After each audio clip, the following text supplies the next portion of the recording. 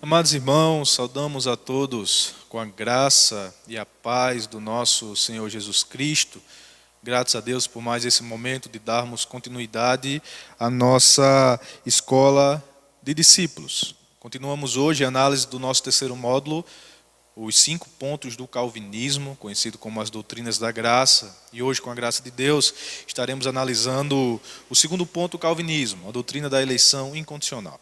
Então agradecemos aqueles que nos acompanham, aqueles que abrem a porta de suas casas, que se propõem a estudar um pouco mais da palavra do Senhor. Pedimos que os irmãos se organizem, tirem do seu meio todos os objetos de distração, possamos juntos nos dedicarmos, nos focarmos e com a graça de Deus nos esmerarmos nesse estudo acerca da doutrina do Senhor. Amém? Desde já eu peço que você abra a sua Bíblia comigo na carta que Paulo escreveu aos Efésios, capítulo 1. Efésios, capítulo 1. Nós estaremos lendo do verso 3 até o verso de número 9. Efésios 1, a partir do versículo 3, diz assim a palavra de Deus.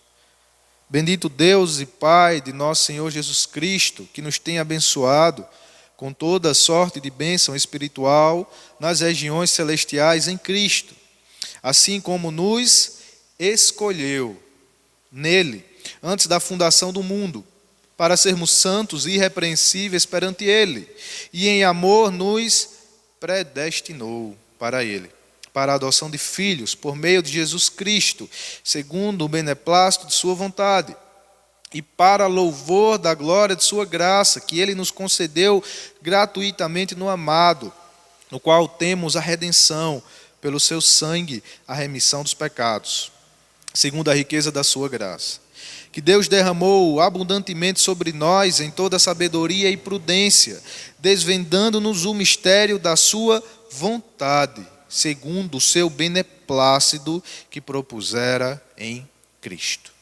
Amém? Vamos orar, irmãos, pedir que o Senhor nos direcione durante essa lição. Pai, nós nos reunimos em Teu nome com a esperança de sermos edificados pela Tua palavra, pela Tua Escritura. Assiste-nos, ó Deus, e nos auxilia nesse estudo. Ilumina a nossa mente para que venhamos aprender mais do Teu caráter e da Tua soberana eleição. Nós rogamos em nome de Jesus. Amém, meus irmãos. Do texto que lemos, gostaria de destacar pelo menos 3 palavras. O fato de que Deus nos escolheu nele, como Paulo diz no versículo 4. No versículo 5, Paulo vai dizer que ele nos predestinou para ele. E ainda no versículo 5, Paulo vai dizer que Deus fez isso segundo o beneplácito da sua vontade. São conceitos chaves que estudaremos nessa noite. A escolha de Deus, a predeterminação de Deus para o seu povo e essa escolha que é fundamentada somente no beneplácito, na livre vontade soberana de Deus. Amém? Como dissemos, irmãos, você pode acompanhar também no nosso slide. Continuamos a análise dos 5 pontos do calvinismo, que como expusemos na semana passada, significa estudar um pouco da doutrina da salvação, segundo a tradição calvinista, a tradição reformada. Os 5 pontos são eles: a depravação total, a eleição incondicional, a expiação limitada, graça irresistível e a perseverança dos santos. O calvinismo não é limitado a esses 5 pontos, mas esses 5 pontos sistematizam bem tudo aquilo que a fé a reformada, que o calvinismo tem a dizer sobre a doutrina da salvação. Tá bom? Então, em primeiro lugar, definição. Como podemos definir o que é eleição incondicional? Os cânones de Dort, em seu artigo 7º, ele traz uma definição muito clara. Diz o seguinte: esta eleição é o imutável propósito de Deus, pelo qual ele, antes da fundação do mundo, escolheu um número grande e definido de pessoas para a salvação, por graça pura. Estas são escolhidas de acordo com o soberano bom propósito de sua vontade, dentro de todo o gênero humano decaído por sua própria culpa, de sua integridade original para o pecado e a perdição. Então, irmãos, a doutrina da eleição incondicional vai dizer que Deus escolheu, desde antes da fundação do mundo, desde antes de um homem vinha a existir, um número grande e definido de pessoas para a salvação. Essa escolha foi baseada e foi fundamentada por Deus, não por qualquer mérito que essas pessoas teriam, não porque Deus previu ou anteviu as obras dessas pessoas ou a fé que essas pessoas viriam a ter no futuro, mas essa escolha foi baseada, como diz o Cânon de Dort, por graça pura, por graça de Deus. Elas foram escolhidas de acordo com o soberano bom propósito de sua vontade. É isso que lemos quando Paulo escreve aos Efésios. Segundo o beneplácito da vontade de Deus, por sua própria vontade e graça, Deus escolheu alguns de toda a raça humana para que sejam salvos. Deus elegeu e predestinou esses eleitos para a salvação.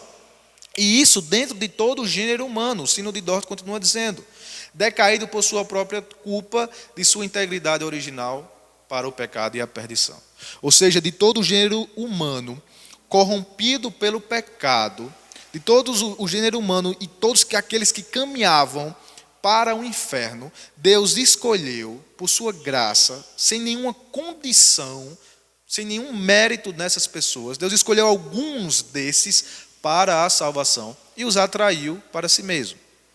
Esse ponto final do Cânon de Dort aponta para a necessária correlação que nós precisamos fazer entre a doutrina da eleição incondicional e a doutrina da depravação total, que foi aquilo que estudamos semana passada. É o ponto 2 do nosso estudo. E aí também nos referimos ao Cânon de Dort, logo no seu artigo 1º, que diz o seguinte: todos os homens pecaram em Adão, estão debaixo da maldição de Deus e são condenados à morte eterna.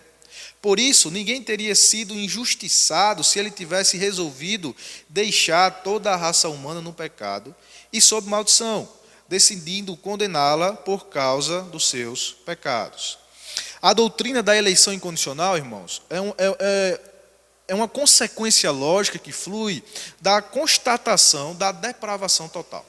Segundo dissemos na semana passada, o homem, a natureza humana, é totalmente depravada, é totalmente corrompida. O homem pecou em Adão, e porque pecou em Adão como seu representante, o homem herdou a culpa pelo pecado e a natureza adâmica, a natureza de Adão, inclinado para o pecado, para a rebeldia, para a desobediência, para a oposição a Deus. De tal modo que o homem hoje, o homem natural, nascido sem a ação do Espírito Santo, o homem é totalmente corrompido, incapaz de, por seus méritos, de exercer fé em Deus, e incapaz de, por seus próprios méritos, se achegar a Deus. Então, se temos essa consciência, se vemos que a Bíblia diz isso acerca da natureza do gênero humano, e ela de fato o diz, então a constatação inequívoca, a constatação clara que chegamos, é que o homem não pode escolher por si mesmo ir para Deus. Para que o homem pudesse ser salvo, era necessário que Deus soberanamente, incondicionalmente, escolhesse e elegesse e fosse até o homem para salvá-lo. A doutrina da salvação bíblica, a soteriologia bíblica, mostra Deus indo ao encontro do homem, e não o homem indo ao encontro a Deus.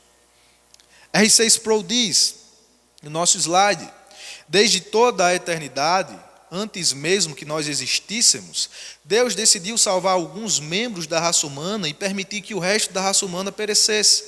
Deus fez uma escolha. Escolheu alguns indivíduos para serem salvos na eterna bênção do céu e escolheu passar por sobre os outros, permitindo que sofressem as consequências dos seus pecados no tormento eterno do inferno. Essa citação de Sproul nos traz mais luz sobre esse tema. Ele diz que Deus, antes que existíssemos, decidiu salvar alguns membros da raça humana e fez essa escolha, salvando alguns daqueles que pereciam. Mas Deus também escolheu passar por sobre os outros, permitindo que sofressem as consequências do seu pecado no tormento eterno do inferno. Algumas pessoas vão dizer que essa doutrina da eleição incondicional é uma doutrina que aponta para um Deus injusto, que determina ou predetermina algumas pessoas para serem condenadas, porque não os salva. Mas não é assim. A doutrina da eleição incondicional vai dizer que Deus escolheu por graça e elegeu e trouxe para si alguns dentre todos os pecadores que pereciam e permitiu que alguns desses pecadores continuassem seus delitos e pecados e ao final recebam a justa condenação por seus pecados. Alguns chamam esse ponto de uma eleição dupla, onde Deus permite e escolhe permitir que alguns desses pecadores permaneçam em seus pecados, mas alguns outros teólogos também entendem que esse termo não seria tão preciso, porque tira a responsabilidade do pecador na sua condenação.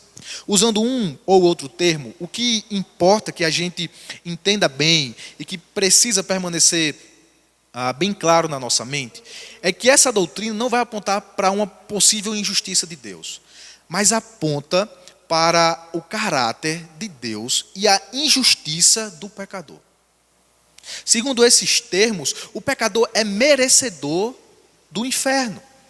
O pecador, quando for sujeito à condenação eterna, ele o fará, ou ele será alvo da condenação eterna, por causa dos seus próprios pecados. O que precisa ficar claro é que na salvação, a obra é somente de Deus e por graça a sua eleição. Mas na condenação, a condenação do pecador é somente por causa do seu próprio pecado. E é uma justiça de Deus. Na salvação, Deus demonstra a sua graça e misericórdia. Mas na condenação, Deus demonstra a sua justiça, que cai sobre pecadores que por si mesmos não queriam a Deus, se rebelaram contra Deus e que são totalmente depravados, desobedientes, tal como dissemos. Então a imagem é mais ou menos a imagem de uma multidão, de toda a raça humana, caminhando a passos largos para o precipício, para a condenação.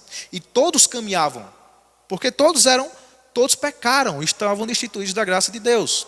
E a imagem da eleição incondicional é Deus agindo, escolhendo alguns desses que pereceriam, que caminhavam para o precipício e atraindo para si, elegendo, justificando, salvando em Cristo Jesus.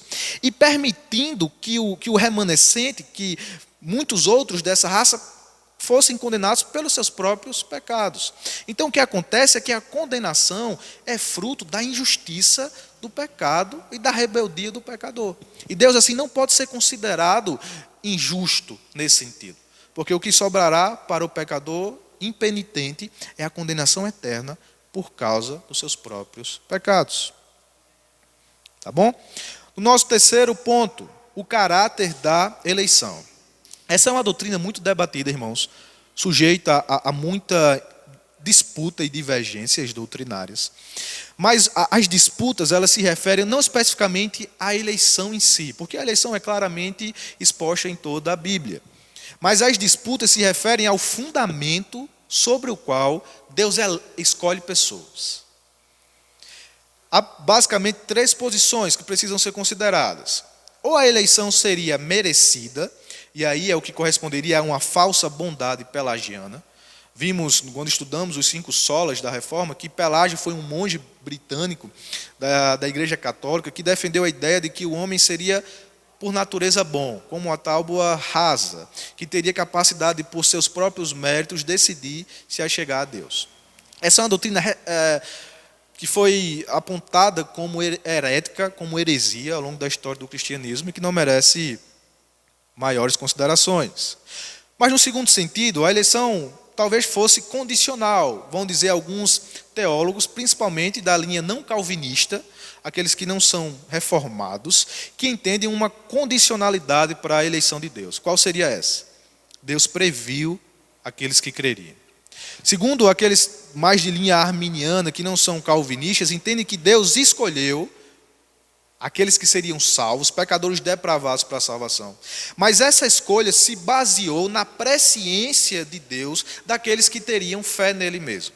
Ou seja, na eternidade, Deus teria antevisto aqueles que no futuro exerceriam fé e creriam em Jesus, e por isso, com base nessa presciência, Deus escolheu aqueles que seriam salvos.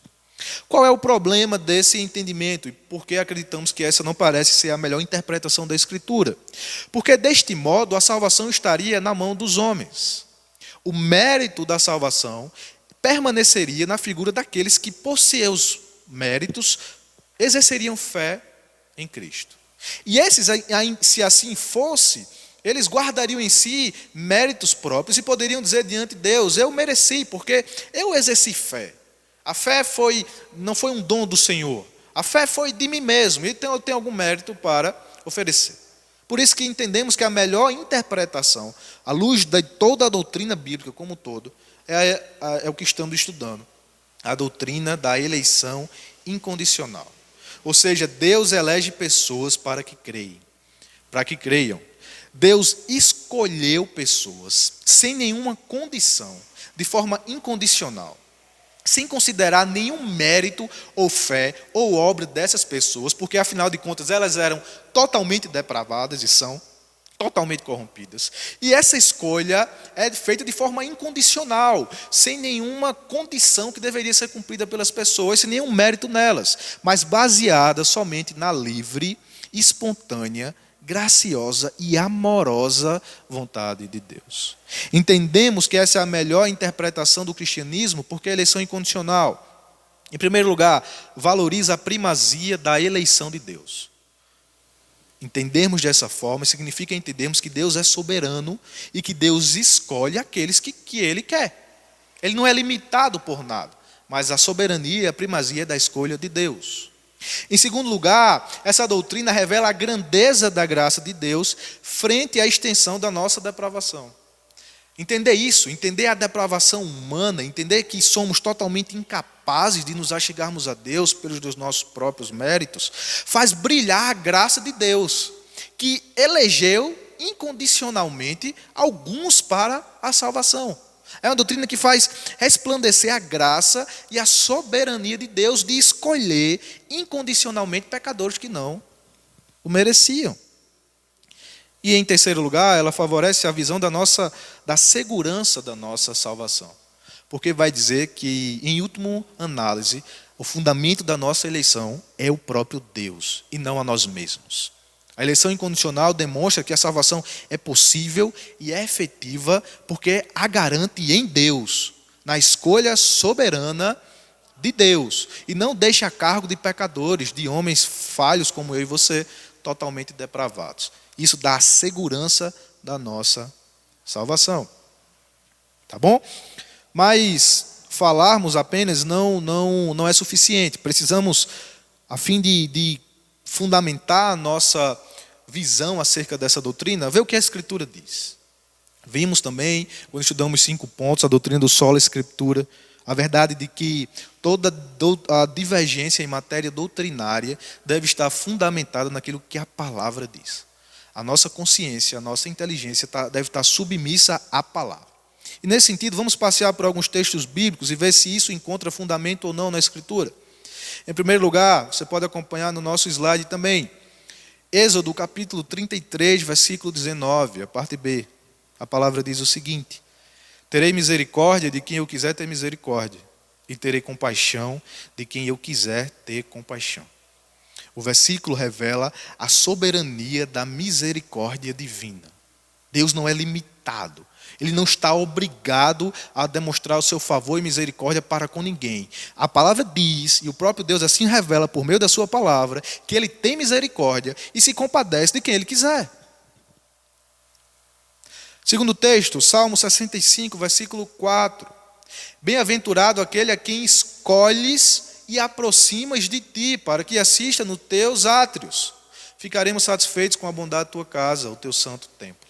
Aqui, por meio de uma linguagem salvífica, o salmista nos diz que bem-aventurado é aquele que Deus escolhe e, por causa da sua escolha, ele o aproxima, o bem-aventurado, de si mesmo. Então, em primeiro lugar, vem a escolha de Deus, a sua eleição, e então Deus o aproxima de maneira salvífica o pecador de si mesmo. Ezequiel, capítulo 36, versículo 26 e 27, demonstra a soberania de Deus em inclinar o coração do homem em inclinar o coração do pecador, a fim de fazê-lo seu filho, a fim de dar-lhe um novo nascimento, de dar-lhe um nascimento espiritual. O texto vai dizer: dar-vos-ei coração novo, e porei dentro de vós espírito novo. Tirarei de vós o coração de pedra, e vos darei coração de carne. Porei dentro de vós o meu espírito, e farei habitar, e farei que andeis nos meus estatutos, guardeis os meus juízos, e os observeis.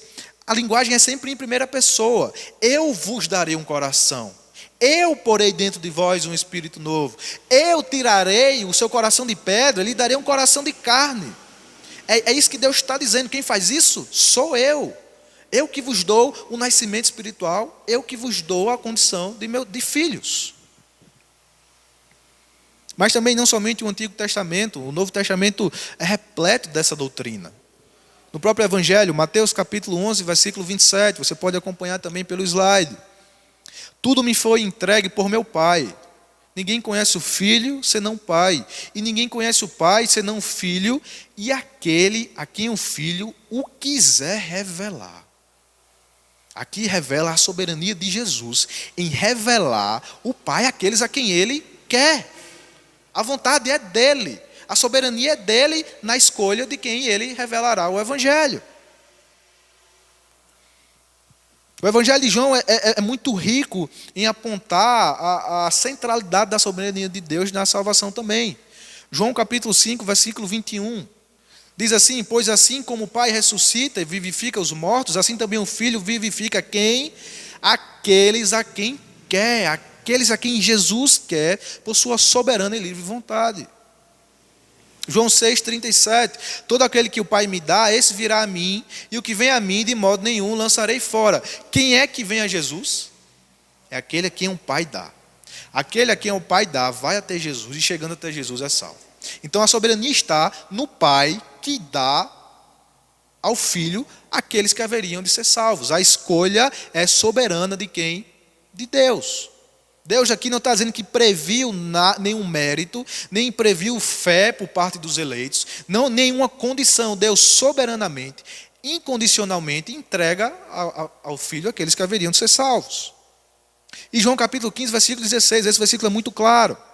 Não foste vós que me escolhestes a mim, pelo contrário, eu vos escolhi a vós outros.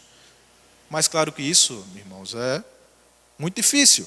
Vocês não me escolheram, mas fui eu que escolhi a vocês e vos escolhi para que dê fruto. Novamente, a soberana escolha pertence ao Filho. Amém, irmãos? Quinto ponto, então, qual é o fundamento da eleição?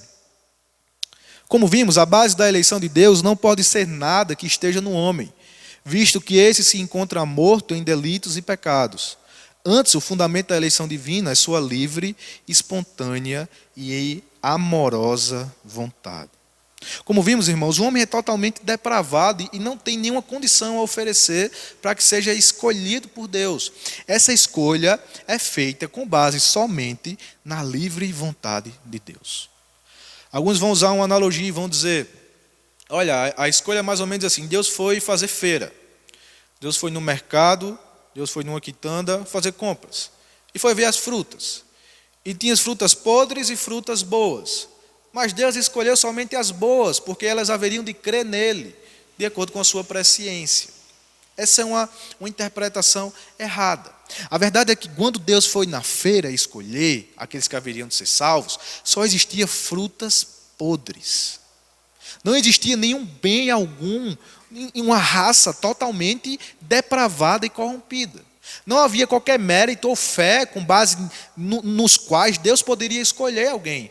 Mas o fundamento da eleição, a base da eleição, é somente a sua livre, espontânea e amorosa vontade direcionada para o bem daqueles que ele escolheu.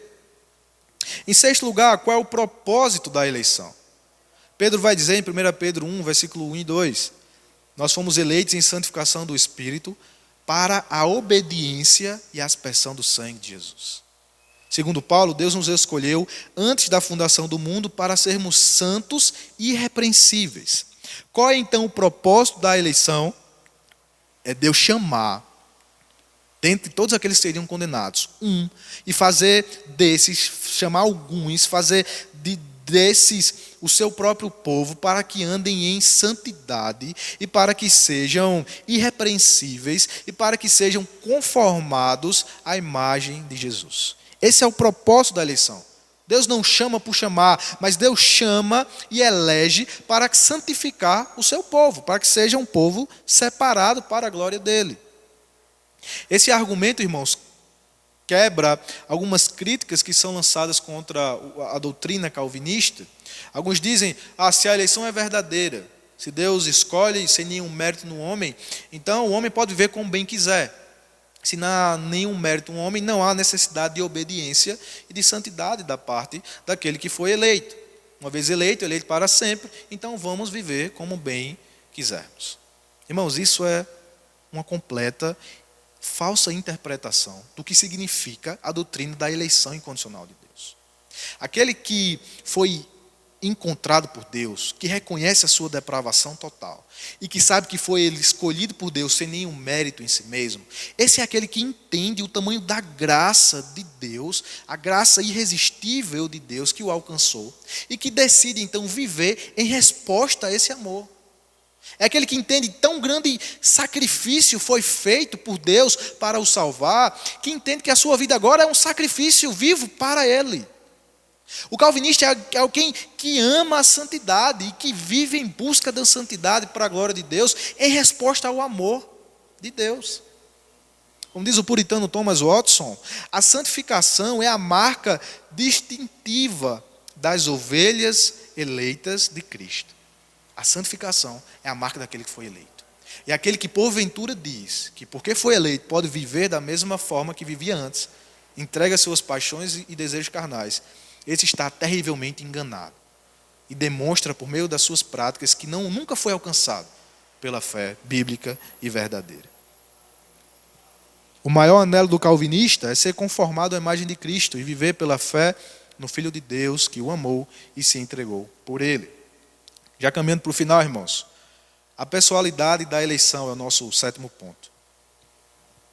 A natureza pessoal da escolha de Deus é amorosa, paternal e relacional. Deus trata seus milhões de filhos como se cada um deles fosse seu único filho. A minuciosidade do interesse amoroso e paternal de Deus é surpreendente. A eleição incondicional vai dizer que Deus escolheu pessoalmente, que Deus nos conhece e se interessa por nós de modo pessoal, íntimo e relacional. Deus nos conhece e nos escolheu antes da fundação do mundo e conhece a natureza de quem somos, de forma pessoal, íntima e completa.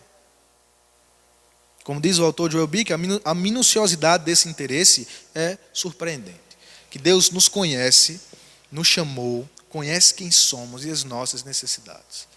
Esse é um grande conforto, irmãos, na sociedade contemporânea, impessoal, distante e virtualizada na qual vivemos.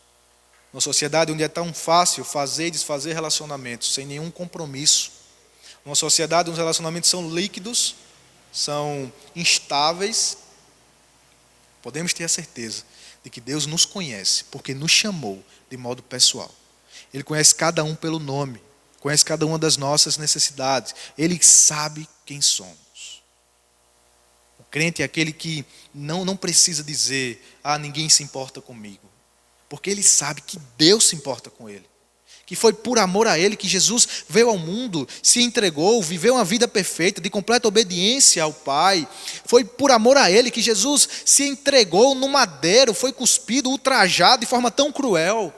Foi por ele, por amor a ele, que Jesus se entregou e assumiu a totalidade da ira de Deus, porque Deus tanto o amou, que deu o seu Filho para que morresse em seu lugar.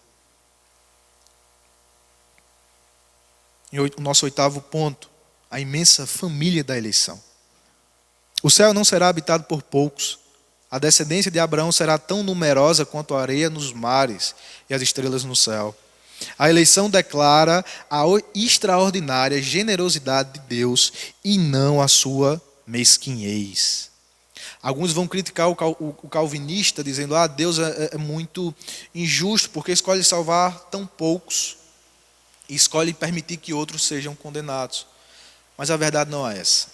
Em primeiro lugar, nos espanta a verdade de que Deus salva pecadores, que antes mereciam ser condenados. Mas Deus salva não somente poucos pecadores.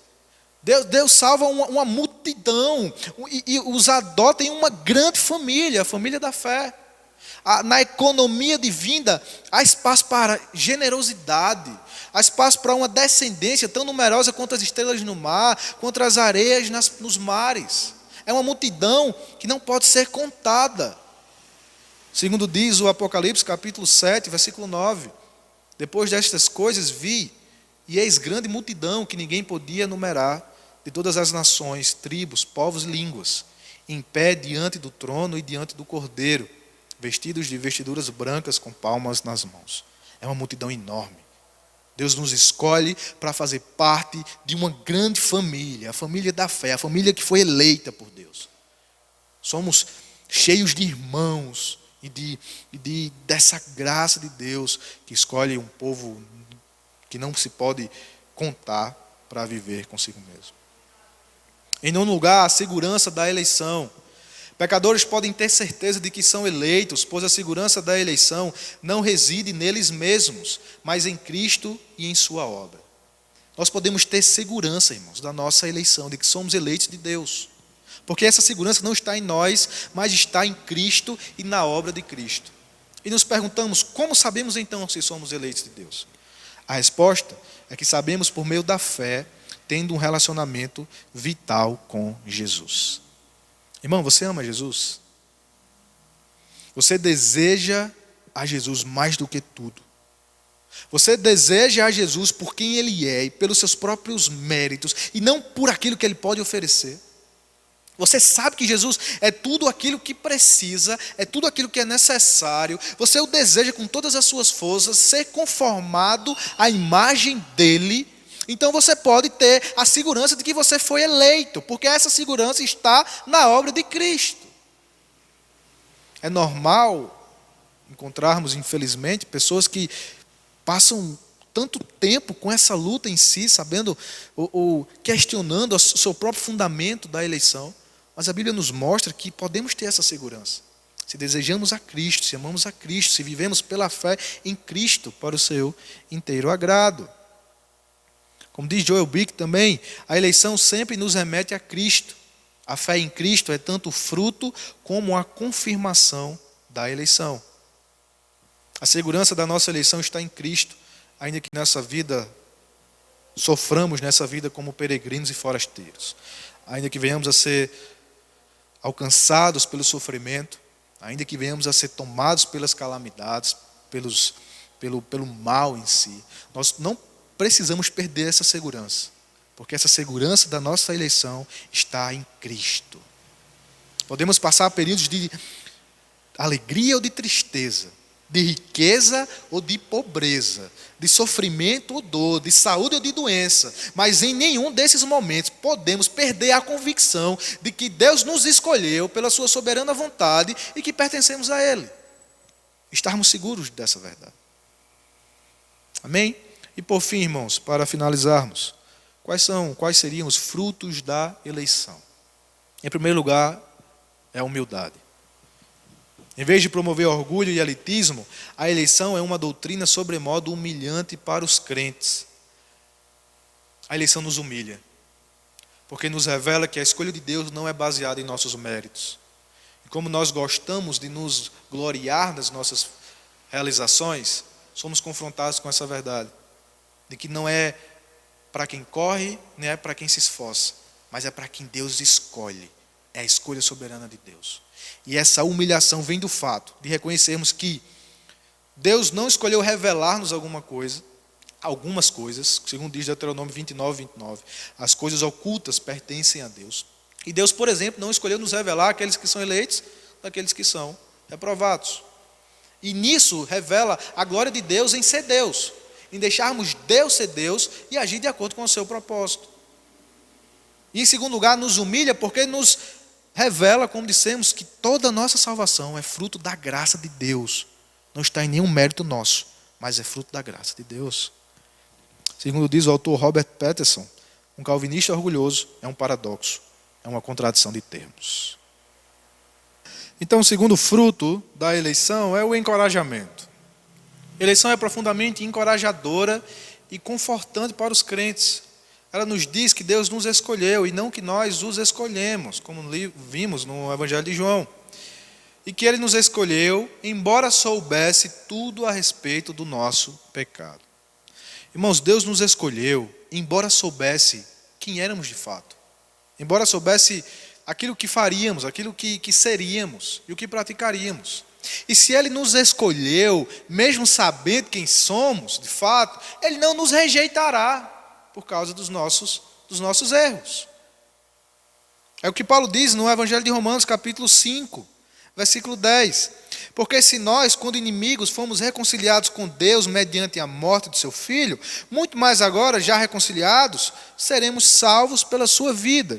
Se Deus fez o mais difícil, que foi nos salvar, nos escolher, mesmo sendo miseráveis como éramos, mas agora Ele fará e nos preservará para si mesmo e nos garantirá a nossa salvação futura.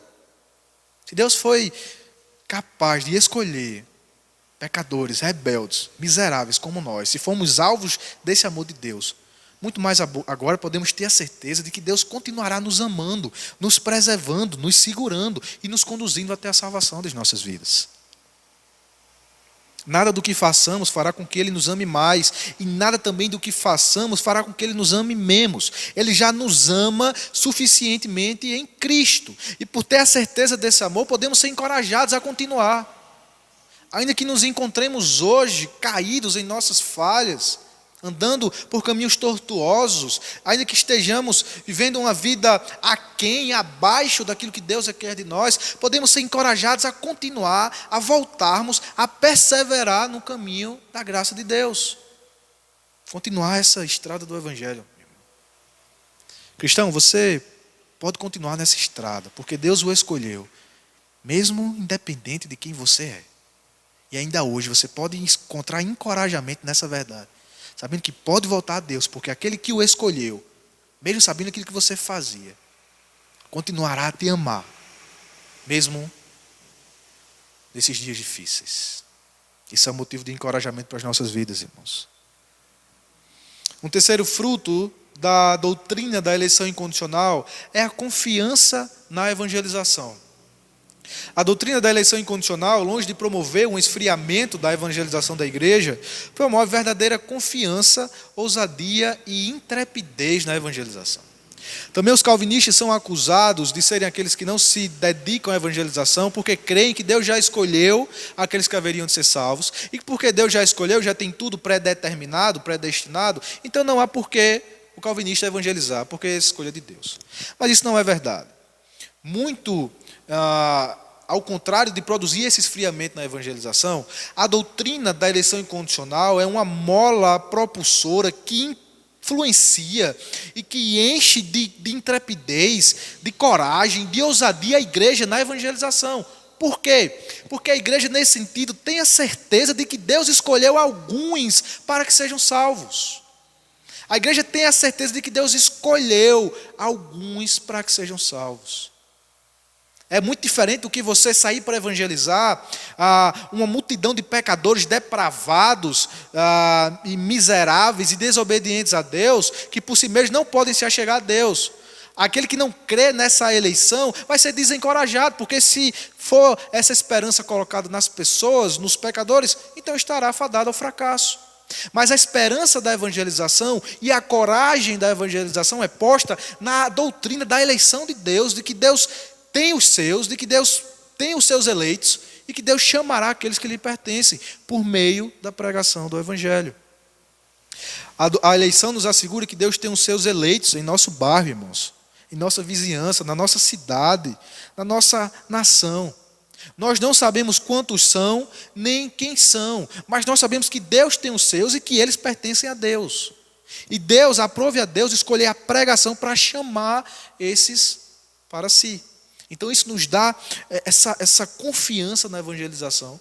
Saber que Deus escolheu chamar o seu povo por meio da pregação, que Deus escolheu alguns para serem salvos. Isso nos dá confiança em pregar, em evangelizar e em falar do Evangelho. Por fim, irmãos, a eleição incondicional é fonte de grande alegria e louvor. A eleição, em certo sentido, o motivo último de nossa alegria, pois revela a condição que temos em Cristo, a condição de filhos. Ele nos escolheu e nos aceitou em sua família, em Cristo e por causa de Cristo. Que alegria é essa, irmãos? Sabemos que somos família de Deus, aceitos por Ele, por causa dos méritos de Cristo.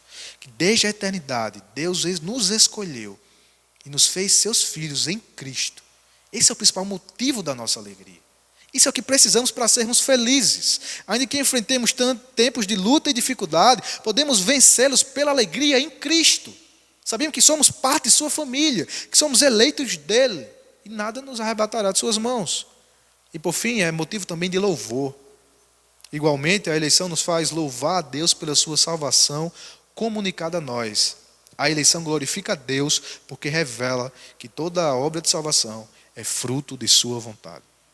Posta dessa maneira, a salvação revela e conduz toda a glória a Deus. Deus que soberanamente, amorosamente, por sua livre vontade, escolheu alguns para a salvação. Tá bom, meus irmãos? Eu gostaria de encerrar citando somente esse hino. Eu li esses versos há alguns anos atrás e eu lembro que encheu meu coração de grande alegria. E ler novamente esse hino, esses versos, parece brilhar ainda mais depois de vários anos.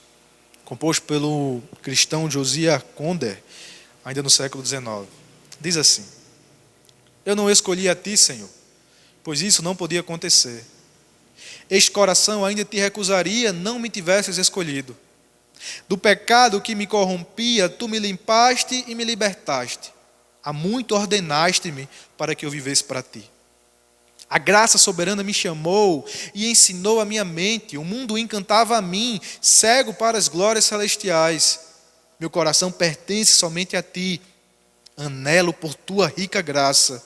Sabendo isto, se te amo, deves ter-me amado primeiro. Deus nos amou, irmãos, nos escolheu para si. Estamos seguros em seus braços. Amém? Encerramos aqui, irmãos, então a análise desse segundo ponto do calvinismo, com a esperança de que sejam verdades que alegrem o nosso coração, que nos encham de conforto, de segurança, de alegria, de zelo na evangelização, de louvor e glória a Deus. Amém? Desejamos que Deus continue abençoando sua vida, a vida de sua família, continue a nos acompanhar. Estaremos estudando esses 5 pontos, continuaremos a nossa escola de discípulos com a graça de Deus.